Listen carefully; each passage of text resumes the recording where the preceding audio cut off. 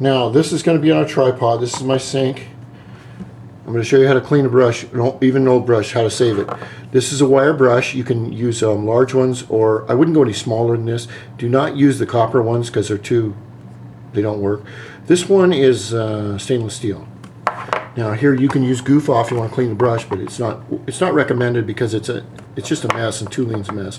What I'm going to do here is, since I'm standing behind here, the brush has been warmed up right here, and you can see where.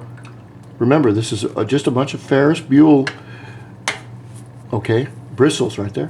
What I want to do is remove the paint from these bristles to bring back the stability and the elasticity of, God man, that just sounds so Harvard, of the brush.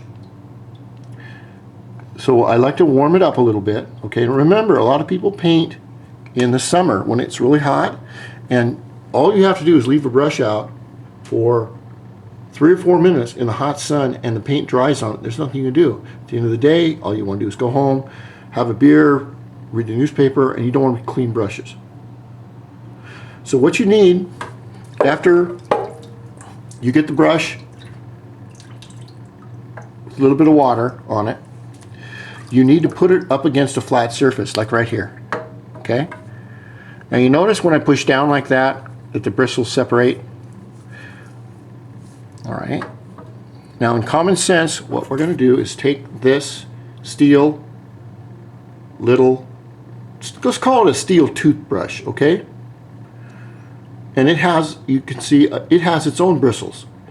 Now what we're going to do is run these across the paintbrush in one direction going this way. Always this way. Don't ever pull back and screw up the ferrules. And then you want to keep a little bit of water running on them, right there. But we use the brush here and this as a hard surface in order to get the stuff off. Now you can't see in here, but there's nothing in here right now. Okay, I'm going to see what we can get off, and like I said, I don't have my. This is on a tripod, and I usually don't use tripods. So we take the brush with this hand, we hold it in this hand, and what we attempt to want to do is press it down, the brush, and we want to go like this. You do not want to pull back and screw these up. We want to go one way. We want to go like this. And think of it as combing out an unruly dog, or what's some of them dogs that are really hard to comb out. Just think you're combing out the tangles and everything from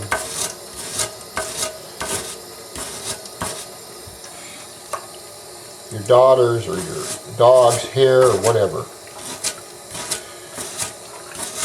And the more of this paint that you take off, this can take a while.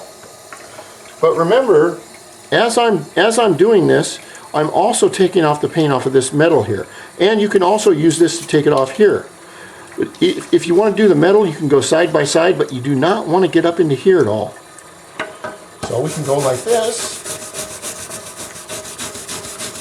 It's always good to have a clean brush.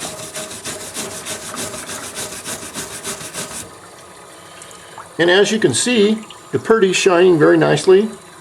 And I've taken off the paint that was right there, this purple paint. We can do the same thing with the bristles and save this $25 brush.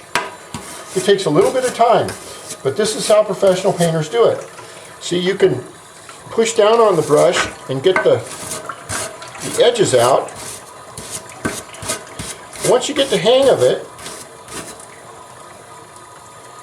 you can see this side that's been done, right here, and this is the side that hasn't been done. Which looks better to you? Side A or side B?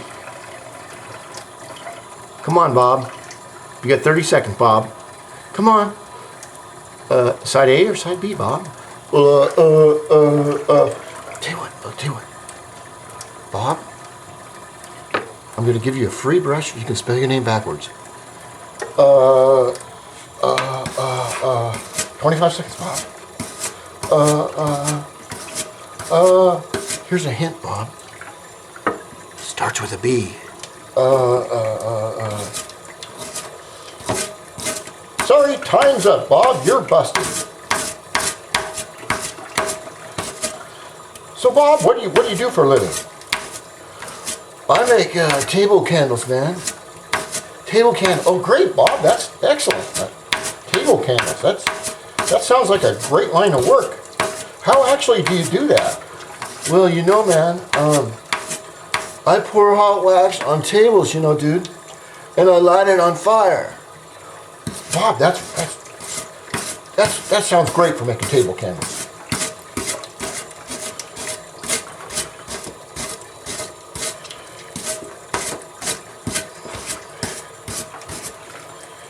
And the more you do it, the more you get it clean.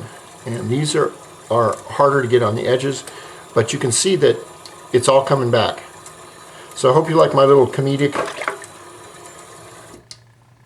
Cheech and Chong thing. And these are two things that clean brushes.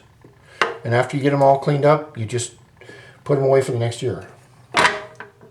You want to clean this and your metal and your wood. See? Because this will take off all the paint. And then with the brush in good condition, then your work will be in good condition. Okay, I hope you like my little comedy there.